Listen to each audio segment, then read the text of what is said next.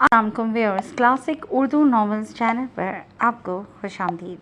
ہم آپ کے لیے لے کر آئے آپ کے سلسلہ ناول تم سے کیا کہیں جانا کی لاسٹ ایپیسوڈ کا لاسٹ پارٹ، جس کو آپ کے لیے تحریر کری ہیں انا الیاس۔ اور یقیناً آپ اس ناول کے اینڈ کو جاننے کے لیے بہت زیادہ بے چین ہوں گے، تو پھر آپ کو انتظار نہیں کراتے، لیے چلتے ہیں لاسٹ ایپیسوڈ کی طرف۔ کچھ ہی دیر میں باقی سب بھی ڈرائنگ روم میں موجود تھے۔ رباب نے کرت کا لایا کیک کاٹا، کیک کا پیس لے کر پہلے فاہم اور پھر کرت کا منہ میٹھا کروایا۔ چائے پیتے یکدم اس نے ساتھ بیٹھی کرت کو مخاطب کیا، یہ لے لو یار، میرے سے اور کھایا نہیں جا رہا، انفیکٹ آفس میں لنچ لیٹ کیا تھا۔ اپنی پلیٹ میں ادھ کھایا سینڈوچ اس کی جانب بڑھایا، جو خاموشی سے اس کے قریب اسی صوفے پر بیٹھی چائے کے سپ لے رہی تھی۔ فاہم کے مخاطب کرنے پر وہ شدت در لمحہ بھر کو اس کی جانب دیکھ کر خاموشی سے پلیٹ تھام گئی۔ اس کا بچہ سینڈوچ کھاتے بار بار آنکھیں آنسوں سے نم ہو رہی تھیں، جنہیں سب کے درمیان بیٹھ کر بڑی مشکل سے وہ باہر آنے سے روک پا رہی تھی۔ کیسے وہ کسی کو شک نہیں ہونے دے رہا تھا کہ ان کے درمیان کوئی مسئلہ ہے، اور یہی بات اسے اور بھی شرمندہ کر رہی تھی۔ کھانے کی ٹیبل پر بھی وہ بار بار کبھی کوئی چیز اسے پکڑانے کو کہتا، کبھی کوئی۔ تھینک یو آنٹی، آپ نے بہت تکلف کر لیا۔ کھانے کے بعد وہ جو انہیں چائے کے لیے روک رہی تھیں، وہ سہولت سے انکار کرتا اٹھا۔ ارے ایسے ہی تو تم لوگ آتے ہو، ورنہ ان کی شادی کے بعد سے کہاں تک چکر لگایا ہے؟ وہ اس کے انداز پر پیار بھرا شکوہ کر کے بولی۔ اگر آپ ایسے ہی تکلف کریں گی تو پھر واقعی اب بہت دیر بعد آئیں گے۔ وہ مسکراتے ہوئے ان سے پیار لینے کو ان کے سامنے جھکا۔ کرت ابھی بھی صوفے پر بیٹھی تھی، کشمکش میں تھی کہ وہ کیسے جائے گی۔ چلو کرت، آخر اسے ٹس سے مس نہ ہوتے دیکھ کر فاہم نے مخاطب کیا۔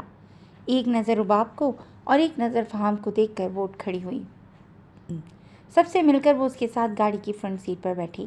جیسے ہی گاڑی ان کے گھر سے کچھ دور گئی، اس نے آخر جھجکتے ہوئے فاہم کو مخاطب کیا، آپ مجھے یہاں سے کوئی گاڑی کروا دیں، میں چلی جاؤں گی۔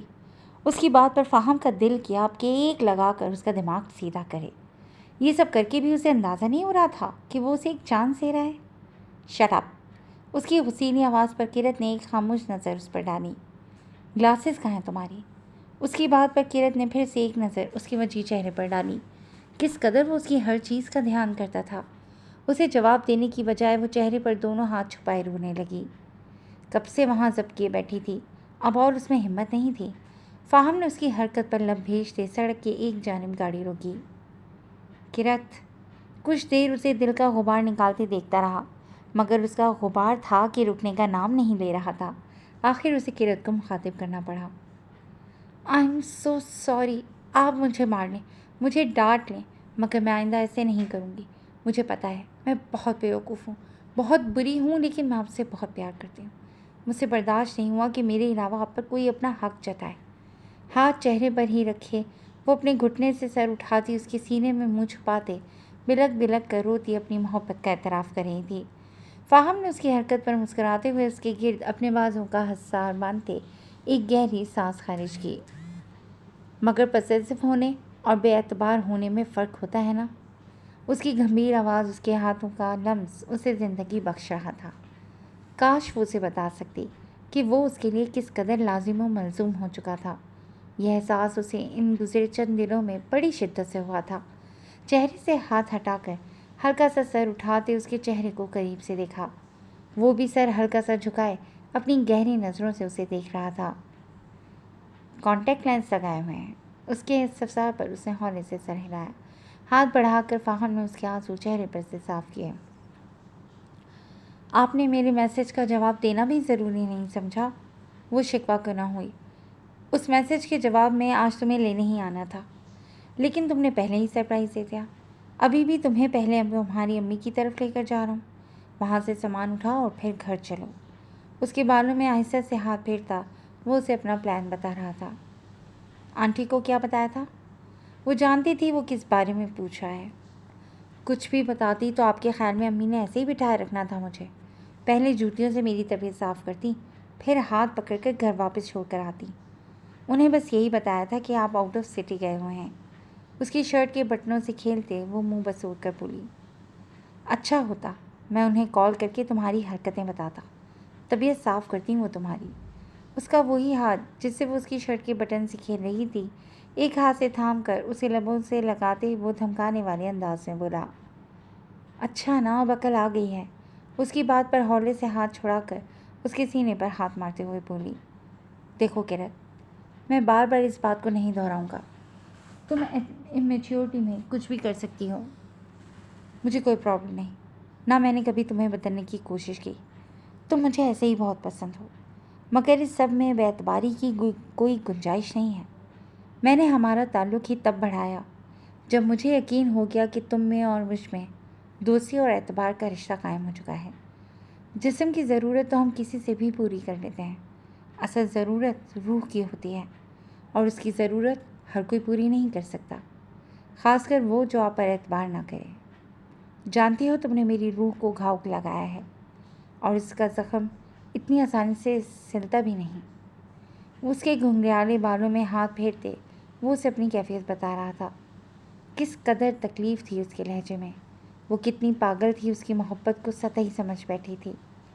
مجھے معاف کر دیں، میں جان گئی ہوں کہ بہت بڑی غلطی ہو گئی، لیکن آپ بھی مجھ سے اب کچھ نہیں چھپائیں گے، چاہے وہ شخص اور وہ بات اہم ہو یا غیر اہم۔ وہ بھی اپنی شرط بتانے لگی۔ ہاں، اب ایسا ہی کروں گا، لیکن کیرت، یہ آخری چانس ہے، تمہارے پاس طلاق کا حق۔ اس سے پہلے کہ وہ اپنی بات پوری کرتا، کیرت نے دہل کر اس کے منہ پر ہاتھ رکھا۔ اس سے جدا ہونے کا خوف اس کی آنکھوں سے ہلکورے لے رہا تھا۔ پلیز آئندہ مت کہے گا یہ، میں پھاڑ دوں گی وہ paper, I am telling you. انگلی اٹھا کر ایک بار پھر آنکھوں میں آنسو لیے وہ اس کے سینے سے سر ہٹا کر اس کے مقابل آئی۔ اس کی بات پر فاہم نے خاموش نظر اس پر ڈالی۔ اس کا ہاتھ منہ سے ہٹا کر ہاتھوں میں تھام وہ ابھی بھی عجیب سا سنجیدہ تھا۔ تمہارا سی وی میں نے بنا دیا ہے، کل ڈرائیور کے ساتھ جا کر جہاں بھی جاب کے لیے اپلائی کرنا ہو کر دینا۔ یعنی وہ ہر بات پر اسے اچھی طرح شرمندہ کر کے پھر معاملہ ختم کرنا چاہتا تھا۔ اس کی بات پر خفگی سے اپنا ہاتھ اس کی گرفت سے نکالا۔ خود کچھ ہی کر لوں، پھر چین آ جائے گا آپ کو؟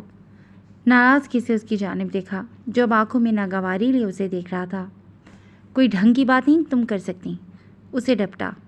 آپ تو جیسے بہت ڈھنگ کی بات کر رہے ہیں، معافی مانگ رہی ہوں، اس قدر شرمندہ ہوں، لیکن نہیں، پھر بھی ہر بات کا حوالہ میرے منہ پر ماریں، ایک ہی بار مجھے مار دیں، ٹینشن ختم ہو آپ کی۔ تیز تیز بولتے وہ آخر میں بھرائے لہجے میں بولی۔ خود سے یہ چند باتیں برداشت نہیں ہوئیں، اور جو اس رات تم نے مجھے باتیں سنائی تھیں، وہ اسے چڑھا کر بولتا اب کی بار کھینچ کر خود سے لگاتے زور سے خود میں بھیج گیا۔ گھر چلو، باقی کے بدلے وہاں پر پورے کروں گا، وہ اسے ڈراتے ہوئے بولا۔ ماریں گے تو نہیں؟ اس کے انداز پر وہ گھبرائی جو دوبارہ سے گاڑی سٹارٹ کر رہا تھا۔ اس کی گھبراہٹ پر وہ کہکا لگائے بغیر نہ رہ سکا۔ ابھی کوئی مجھے کہہ رہا تھا کہ بے شک مجھے مار لیں، ڈانٹ لیں، اور اب پوچھا جا رہا ہے کہ ماریں گے تو نہیں؟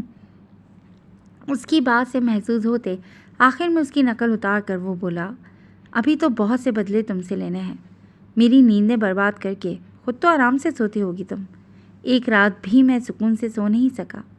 ایک گہری سانس بھرتے وہ اپنی کیفیت بتانے لگا، مگر اس کی بات میں چھپا مفہوم سمجھتے اس کے ساتھ لگی کیرت کی ریڑھ کی ہڈی میں سنسناہٹ دوڑی۔ تھینک یو، وہ مسلسل اسے ساتھ لگائے ایک ہاتھ سے ڈرائیو کر رہا تھا۔ اب گھر چل کر بات ہوگی۔ اس کے ہونٹوں پر انگلی رکھ کر اسے کچھ بھی کہنے کا موقع دیے بغیر ہولے سے اس کے چہرے پر جھک کر وہ پیچھے ہٹا۔ کیرت کے دھڑکتے دل کی رفتار شدید تیز ہوئی۔ وہ دونوں اس وقت فاہم اور دانیل کے ہمراہ زوفشاں کی مہندی پر موجود تھیں۔ کچھ دن پہلے ہی ابیہ اور آئیدون ان دونوں کے گھر جا کر انہیں شادی کے ہر ایونٹ کا انویٹیشن دینے آئے تھے، جسے قبول کرتے ان دونوں نے بھی اپنی بیگمات کے ہمراہ آنے کا وعدہ لیا۔ آئیدون پلر کے ساتھ ٹیک لگائے اپنی متاع جاں کو اپنی سہیلیوں کے ساتھ خوشگپیوں میں مصروف دیکھ رہا تھا۔ دانیل اور فاہم کو بھی آج بڑے دنوں بعد اکٹھے ہونے کا موقع ملا تھا۔ دونوں نہ جانے کون سے قصے چھیڑ کر بیٹھے تھے۔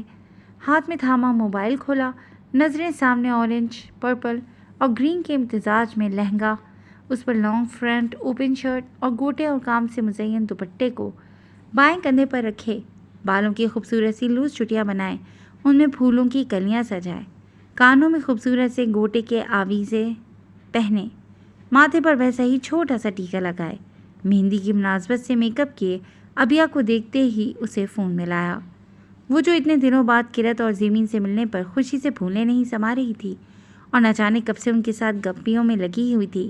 موبائل پر آئدون کی کال آتے دیکھ کر حیران ہوتے ادھر ادھر سر اٹھا کر اسے ڈھونڈنے کی کوشش کرنے لگی۔ بائیں جانب نظر گئی تو وہ اندرونی حصے کی جانب جانے والی راہداری میں موجود پلر سے ٹیک لگائے اسے ہی دیکھنے میں محو تھا۔ مہندی کا فنکشن انہوں نے اپنے گھر کے لان میں ہی رکھا ہوا تھا۔ ابیہ اور زیبین سے ایکسکیوز کرتی وہ اسی جانب بڑھی جو اسے اپنی جانب آتے دیکھ کر وہاں سے ہٹ کر قدرے اس حصے کی جانب بڑھا جو تاریک سا تھا اور کسی کی نظر وہاں پڑنے کے چانس بھی نہیں تھے۔ ابیہ اس کے کسی اور سمت مڑنے پر حیران ہوتی اس کی جانب بڑھی۔ وہ یہی سمجھی کہ کوئی کام ہوگا۔ جی، اس کے قریب آتے اس کی پشت کو دیکھتے ہوئے بولی۔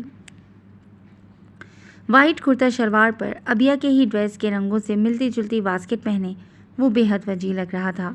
جس وقت وہ کمرے میں آیا وہ تیار ہو کر جا چکی تھی۔ 2 دن سے اس قدر مصروفیت تھی کہ اسے ابیہ کے پاس بیٹھنے کی فرصت ہی نہیں ملی۔ جب تیار ہونے کے لیے کمرے کی جانب گیا تو یہی سوچ کر گیا کہ وہ بھی تیار ہو رہی ہوگی، 2 گھڑی اس سے بات کر لے گا، اس کا لمس لے لے گا، مگر خالی کمرہ دیکھ کر اس کے سوٹ کے ساتھ کا دوپٹہ صوفے پر پڑا دیکھ کر اسے اندازہ ہو گیا کہ وہ تیار ہو کر جا چکی ہے۔ اس نے بے دلی سے کپڑے چینج کیے۔ آج رات اس نے زوفشاں کے ساتھ ہی سونا تھا۔ اب اس سے ملاقات کل رات ہی ہونی تھی اور یہ اتنے دنوں کی دوری وہ بھی ایک ہی گھر میں رہتے اسے ہضم نہیں ہو پا رہی تھی۔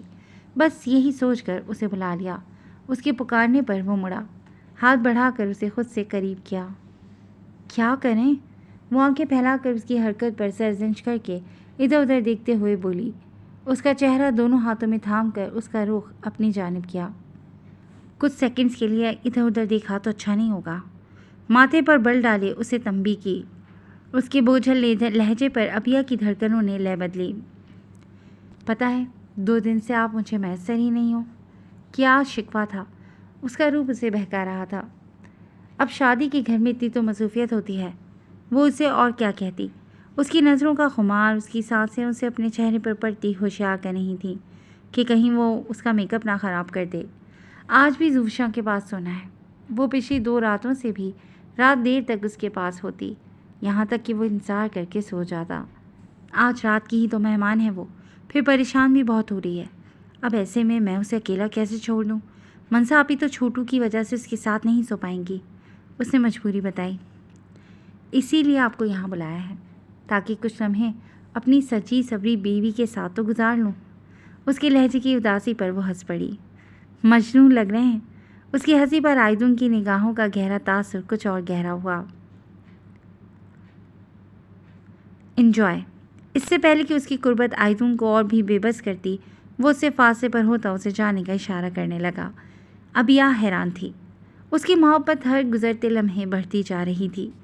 ایسے لگتا تھا وہ ہر روز اسے پڑھ کر بھی مزید پڑھنے کا خواہش مند تھا۔ قدم دوسری جانب بڑھانے کی بجائے وہ آہستہ سے لہنگا دونوں ہاتھوں میں اٹھا کر اس کی جانب آئی۔ آئدن سانس روک کے اسے دیکھ رہا تھا۔ ہولے سے اس کے کندھے تھام کر تھوڑا سا اونچا ہوتے اس کی بیئر والی ٹھوڑی پر اپنے لب رکھے۔ آئی لو یو۔ اس سے پیچھے ہٹتے فقط ہونٹوں کو جنبش دے کر وہ تیزی سے وہاں سے ہٹی اور وہ چند لمحے اس کے احساس میں جکڑا رہا۔ وہ کتنے ہی لمحے اس کی رپورٹ ہاتھ میں لیے ایک ہی زاویے پر بیڈ پر بیٹھا تھا۔ کل شام ہی اس کا دل بری طرح سے خراب ہوا۔ 1-2 مومنٹس آئیں، وہ صفیہ بیگم کے ساتھ ڈاکٹر کے پاس گئی اور آج واپسی پر دانیل اس کی رپورٹ لے کر آیا تھا۔ کل ہی ڈاکٹر نے انہیں ہلکا سا اشارہ دے دیا تھا، مگر آج کی رپورٹ نے تصدیق کر دی تھی کہ زیبین ایکسپیکٹ کر رہی ہے۔ سبھی اس خبر پر بے حد خوش تھے، مگر جس کے اظہار کی اسے چاہ تھی وہ تب سے اب تک خاموش تھا۔ جس لمحے وہ کمرے میں رات کو آئی وہ اس وقت رپورٹ ہاتھ میں لیے خاموش بیٹھا تھا۔ وہ بھی اس کے ساتھ ہی دائیں جانب بیڈ پر بیٹھ گئی۔ آپ خوش نہیں ہیں؟ اس کی خاموشی اسے عجیب مایوس کر رہی تھی۔ دانی نے رپورٹ سے نظر اٹھا کر اس کی جانب دیکھ کر سر نفی میں ہلایا۔ اگر ہماری اولاد میں بھی اس کے شک پر وہ حیران ہوئی۔ اتنے پڑھے لکھے ہیں آپ، مجھے آپ سے اس بات کی توقع نہیں تھی۔ آپ کو پتہ ہونا چاہیے کہ یہ ایشو جینس والا نہیں ہے، انہیرٹ نہیں ہوتا، پھر بھی آپ ایسا سوچ رہے ہیں۔ وہ اس کے خدشات پر سخت مایوس ہوئی۔ دانیل خاموشی سے بس اس کی شکل دیکھ کر رہ گیا، جو کچھ دیر پہلے تک یہ سب جان کر خوشی سے جگمگا رہی تھی، مگر اس وقت اس کی آنکھوں کے دیے مان پڑے ہوئے تھے۔ وہ اسے تکلیف نہیں دینا چاہتا تھا۔ کون باپ ایسا ہوگا جو اس خبر پر خوش نہ ہو؟ یہ ان کی پہلی اولاد تھی، وہ کیسے خوش نہ ہوتا؟ مگر وہ خوف زدہ تھا، اگر اس کے بچوں میں کوئی معذوری آئی، وہ اسی لیے شادی نہیں کرنا چاہتا تھا۔ اور چلیں، فرض کر لیا ہمارے بچوں میں کوئی معذوری ہوئی بھی۔ اس کی بات پر دانیل نے دہل کر اس کو دیکھا۔ زیبی، وہ ناگواری سے اسے ٹوک گیا۔ میری بات پوری نہیں ہوئی۔ ہم کبھی بھی اپنی اولاد میں کوئی احساس کمتری نہیں لانے دیں گے۔ آپ مجھے بتائیں، آپ میں کہاں کوئی کمی لگتی ہے؟ یہ سب ہمارے ذہنوں کی اختراع ہے، ہمارے ذہن کی بیماری ہے، جو جسمانی بیماری سے کہیں زیادہ تکلیف دہ ہوتی ہے۔ مکمل کیا ہوتا ہے؟ یہاں کوئی مکمل نہیں ہے۔ نہ جانے مجھ میں کتنی کمیاں تھیں جنہیں آپ کے ساتھ نے مکمل کیا۔ کیا تھی وہ لڑکی؟ کون سی ایسی نیکی اس نے کی تھی کہ ایسی لڑکی اللہ نے اسے دی تھی؟ وہ ہمیشہ کی طرح اس لمحے بھی حیران تھا۔ کتنے آرام سے وہ اسے ان اذیت بھرے لمحوں سے اپنے الفاظ سے نکال رہی تھی۔ سب کے پاس زیبی نہیں ہوتی۔ اس کی بات پر وہ ہولے سے مسکرائی۔ اس کے قریب ہوتے آہستہ سے اس کے گرد ہنسا کھینچ کر اس کے سینے پر سر رکھا۔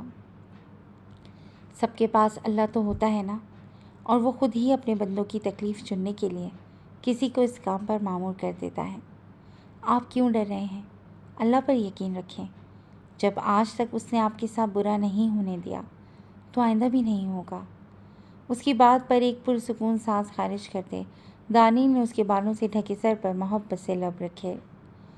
تھوڑی دیر پہلے ہی وہ آفس سے گھر کی طرف نکلا تھا۔ کسی کلائنٹ سے بات کرتے اسے محسوس ہوا کہ کوئی گاڑی اسے کافی دیر سے چیز کر رہی ہے۔ اسے نمبر پلیٹ پر دھیان نہیں دیا تھا۔ کال بند کرتے جیسے ہی اس نے گاڑی کا نمبر دیکھا، پریشانی کی جگہ اس کے ہونٹوں کو مسکراہٹ چھو گئی، اور یہ مسکراہٹ اور بھی گہری ہو گئی جب وہ گاڑی اسے اچھی طرح اپنی موجودگی کا احساس دلا کر یکدم جان بوجھ کر اوورٹیک کر کے گزری، جیسے کہہ رہی ہو اب میرا پیچھا کرو۔ آئیدون بھی جان بوجھ کر گھر جانے کی بجائے گاڑی کو کسی اور جانب موڑ گیا۔ چند لمحوں بعد وہ گاڑی پھر سے اس کے پیچھے تھی۔ کافی دیر پیچھا کرنے کے بعد آئیدون اسے ایک قدرے سنسان علاقے میں لے آیا۔ ابھی وہ گاڑی روکنے کا سوچ ہی رہا تھا کہ پھر سے اس گاڑی نے اسے اوورٹیک کر کے اب کی بار اس کی گاڑی کے آگے ٹیڑھی کر کے گاڑی اس انداز میں روکی کہ اسے فوراً سے بیشتر بریک پر پاؤں رکھنے پڑے۔ اس سے پہلے کہ وہ گاڑی سے نکلتا، موبائل پر ہونے والی بپ پر اس نے سامنے موجود گاڑی کے شیشے کے پار دیکھا، جہاں وہ موبائل ہاتھ میں لیے اس کے سامنے لہراتی اسے موبائل دیکھنے کا اشارہ کر رہی تھی۔ آئیدون نے کچھ حیران ہوتے موبائل کھولا۔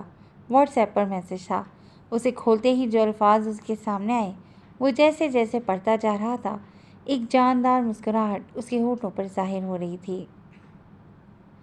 میں آ لکھوں تو آ جائے، میں بیٹھ لکھوں تو آ بیٹھے، میرے شانے پر سر رکھے تو میں نیند کہوں تو سو جائے، چل آ ایک ایسی نظم کہوں، جو لفظ کہوں وہ ہو جائے، میں دل لکھوں تو دل تھامے، میں گم لکھوں وہ کھو جائے، میں آہ بھروں تو ہائے کرے، بے چین لکھوں بے چین ہو تو پھر بے چینی کا بے کاٹوں، تجھے چین ذرا سا آ جائے، کبھی عین لکھوں تو سوچے مجھے، پھر شین لکھوں تیری نیند اڑے، جب قاف لکھوں تجھے کچھ کچھ ہو، میں عشق لکھوں تجھے ہو جائے۔ وہ حیران تھا کہ یہ سب کیا ہے، آج یہ سب اس نے کیوں کیا۔ گاڑی سے باہر آیا اسی لمحے وہ بھی اپنی جانب کا دروازہ کھول کر باہر آتے چہرے پر مسکراہٹ لیے اس کی جانب بڑھی۔ کیا تھا یہ؟ اس نے حیرت سے سوال کیا۔ مجھے کچھ دن پہلے کسی نے کہا تھا کہ اسے میری وہ محبت نظر نہیں آتی جو یونی میں نے کبھی اس سے کی تھی۔ سوچا آج اس کی تھوڑی سی جھلک دکھا دوں۔ اس کے انداز پر اور بات پر وہ کہہ لگائے بغیر نہیں رہ سکا، اور یہ الفاظ میری محبت کی ترجمانی ہیں۔ اس کے ہنسے چہرے کو محبت سے دیکھتے وہ مزید گویا ہوئی۔ آہستہ سے چلتے وہ اس کے مقابل کھڑا ہوا، ہاتھ بڑھا کر کمر سے پکڑتے اسے خود کے قریب کیا۔ آئی لائک اٹ، ایک آنکھ دبا کر شریف سے لہجے میں کہا، مگر آج فرق یہ ہے کہ میں یونی کی طرح گھبرایا نہیں، بلکہ آپ کے پیچھا کرنے پر انجوائے کیا۔ اس کی بات پر وہ بھی کھلکھلائی۔ ڈرائیونگ تو آپ کی بہت اچھی ہو گئی ہے، وہ اسے سراہ رہا تھا۔ چلو لڑکی، اسی خوشی میں آپ کو ڈنر کرواتا ہوں۔ اسے واپس گاڑی میں جانے کا اشارہ کرتے خود بھی اپنی گاڑی کی جانب مڑا۔ یار اور کتنی دیر لگانی ہے ریڈی ہونے میں؟